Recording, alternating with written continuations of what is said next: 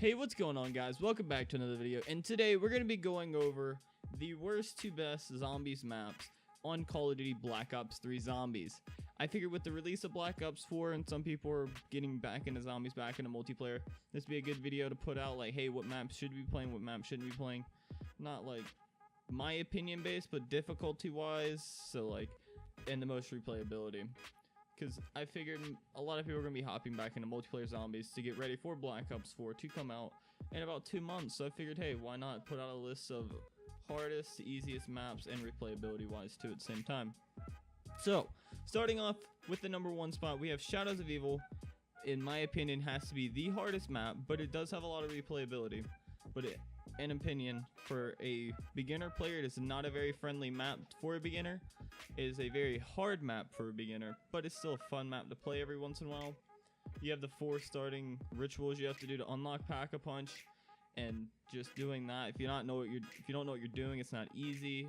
And then you got to do the last ritual to get Pack-a-Punch, obviously, with place all 4 of the gate worms to unlock Pack-a-Punch. And then the sword, you gotta know where the code is and then do the code right and go into beast mode and all that. It's just not a very friendly map for a beginner player, so I figured I'd put it at the bottom of the list for playability and replayability and difficulty wise. And then after that, we have Shangri-La, is a map that I personally haven't played too much of, but from what I've heard from watching videos on it and stuff like that, it's not a very easy map. It's a very tight map. It's a very colorful map though, but difficulty wise, it's pretty hard because how tight the spaces are, and there's I think 2 power switches, and if you don't know the map, you're not gonna have a fun time trying to play it compared to some of these other maps. Coming in after Shangri-La, we have Moon, which is DLC 4 for Black Ops 1. It is part of the Zombies Chronicles, which a lot of these maps are, but it is Moon.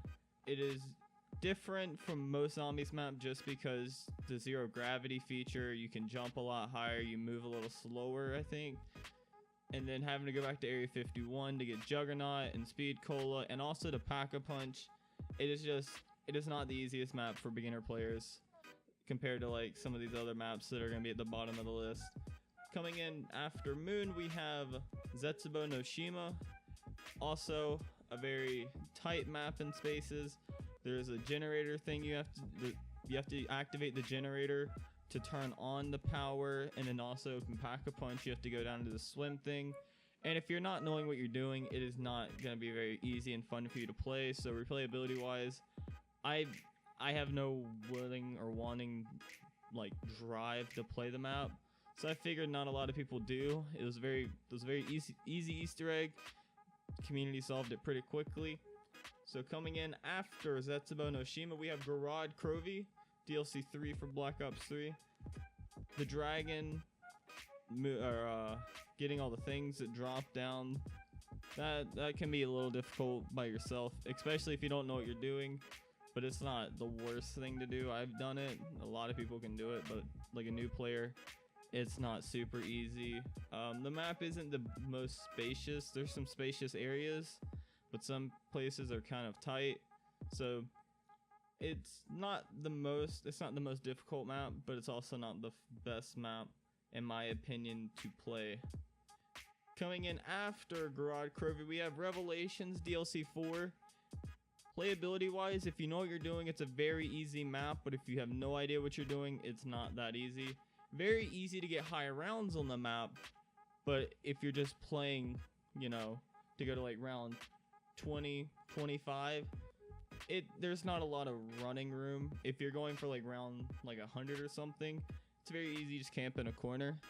But if you're trying to run around and do stuff, there's some places you can run, but it's not the easiest, and replayability wise, it gets kind of boring after a while. Or if you play a lot of it, it gets really boring in my opinion. But it's still a fun map to play. If you haven't played it, I'd recommend playing it. Alright, coming in after Revelations, we have Dreisendrache, you know, the one with the bows, DLC 1. I put it on there because I needed somewhere to put it pretty much. It's not super easy, but it's not super difficult either. It's kind of the middle ground. Like, if you know what you're doing, you'll have a fun time. If you know how to get the bows, which isn't that hard to get, you're gonna have fun. You can get to like round 30 no problem. But you have the Panzer that comes on the 12th round, or on round 12. and then he comes every 3 to 4 rounds after that, or is it every 4 or is it it's every 5 to 6 rounds after that, my bad, that he comes and you have to deal with him. So he's a pain. If you're playing co-op, more of them come. And if you're getting like the fire bow, you have to deal with trying to shoot that. The lightning bow is pretty easy, the wolf bow is pretty easy, and then the void bow can be a little bit of a pain, but it's not super bad. The fire bow, in my opinion, is the worst one to get, or the hardest one to get, because you have to shoot stuff in midair. But it's not a super hard map, but it's not my favorite map to play on this list.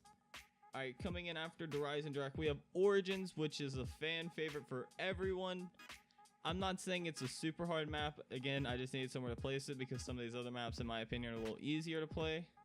But Origins, you have the robots that can step on you. You have the Panzer that comes on round 8, and then after that, he comes every 3 to 4 rounds, or maybe every 5 to 6. I'm not really sure.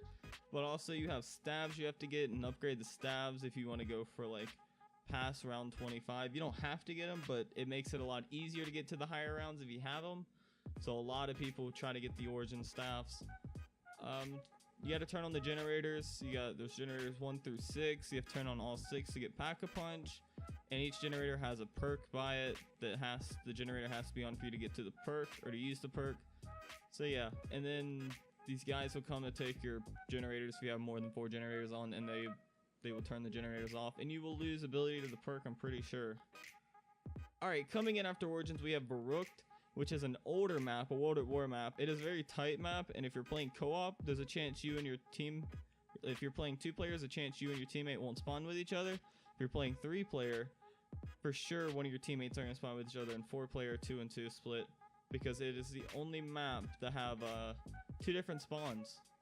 And it's a very tight map, but it's not very difficult map when it comes to like wonder weapons and stuff. It's just hitting the box trying to get guns. There's no like massive Easter egg you can try to do anything like that. So it's a very simplistic map, but it's a very kind of newer friendly map compared to some of the maps that I have mentioned so far. After Rook, we have Nacht der Untoten. Nacht der Untoten, first map in Call of Duty Zombies history. It's very simple. It's literally 3 doors, 4 doors, 3 or 4 doors. There's no perks on the map that I can remember. I haven't played the Black Ops 3 version, so I can't really remember. But you can access Gobblegums. It's pretty simple. You're not gonna be going for like stupid high rounds on the map, but you're not gonna, you should be able to get past round 5 on the map pretty easily. Alright, after Nacht der Untoten, we have Ascension. The only reason I put Ascension ahead of this is because Ascension to me is a lot easier than Nacht der Untoten. Just because it's a lot more spacious. You actually have access to Pack-a-Punch. Yes, there's some difficulty features dealing with like monkeys and actually unlocking Pack-a-Punch. But honestly, I was able to do it without having to look it up. I never played Ascension until we got DLC 5, Zombies Chronicles, on Black Ops 3. So I feel like it should be pretty standard stuff to do. It's not too hard. It's not super easy, but it's not too hard. Alright, coming in after Ascension, we have Shi No Numa, which honestly could have been #1 spot. Like, honestly, these last 3 could have been like the easiest maps, because they kind of are the easiest maps in my opinion.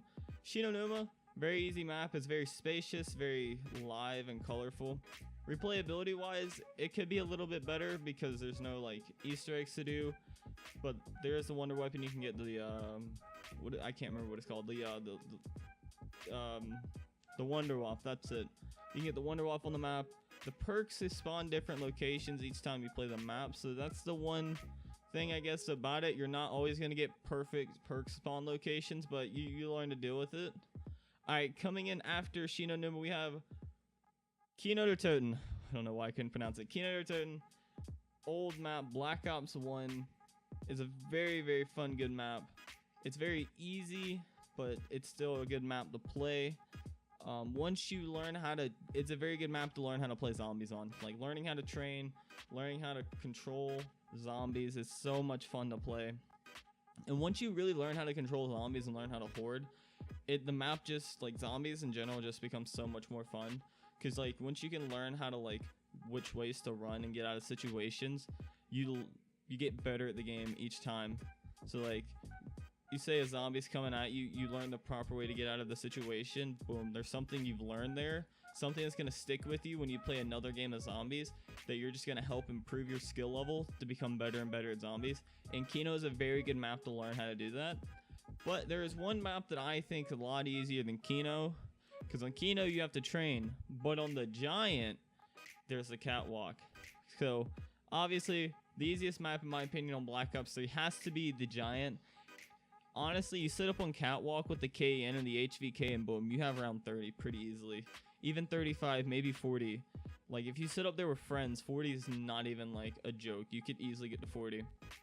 But on solo, without with alchemical antithesis, I think 32 is about as high as I've ever gotten. I've gotten 34 there, but I think that's when I started using alchem more. It's a very easy map. You know, if you link 3 pads and then boom, you have Pack-a-Punch, and then power, it's just a little switch, and then you hit the box and you get like a Wonder Waff. And then there's the strategy where you take the Wonder Waff and then alchem, and you sit where the Pack-a-Punch is, and you just shoot on the ground, and the zombies just come up on the sides and in front, and you shoot on the ground and you kill them and kill them and kill them. It's a very easy strategy if you just want to go for like a basic round 30, or even maybe try to go into round 50. You know, it's a very easy strategy. It's a very good map to learn zombies. So that's just how I think of all the Black Ops 3 maps. So if you enjoyed the video, consider subscribing, leaving a like, and leaving a comment what you thought of my list. Tell me what maps you would have placed differently in the list. I'm always here for feedback and wanting to see what you guys think and how each map should have been ranked. But thank you for watching. If you're new, subscribe, leave a like, turn on the bell, post notifications, whatever. Be notified whenever I upload the next Call of Duty video. More than likely zombies. It could be multiplayer, you never know. I'm getting ready for the Black Ops 4 beta, which comes out this weekend. Alright, I'll see you guys later. Peace.